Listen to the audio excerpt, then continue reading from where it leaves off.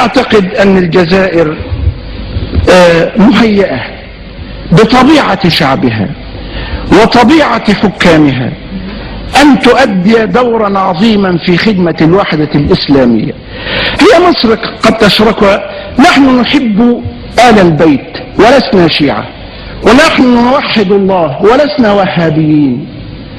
كذلك الجزائر يحبون آل البيت بيقين، لكنهم لم ينتسبوا للمذهب الشيعي، ويوحدون الله بصدق ولم ينتسبوا لمحمد بن عبد الوهاب. الشعب الذي فيه هذه الخصائص النفسية مؤهل لأن يمنع الخلافات، مرشح لأن يصهر الخصومات القديمة في بوتقته.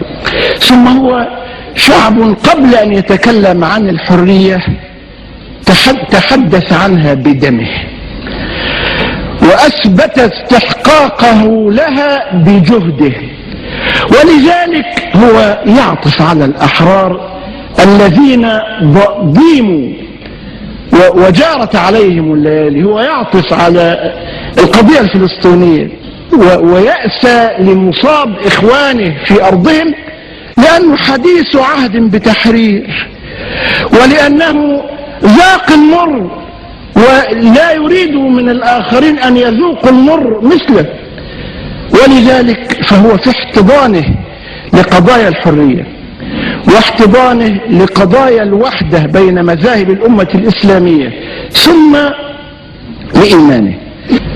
الإيمان بالغيب هنا هو الأمل الحافز على العمل، هو الثبات الذي يجعلك تتجرع مرارة الصبر في انتظار فرحة النصر.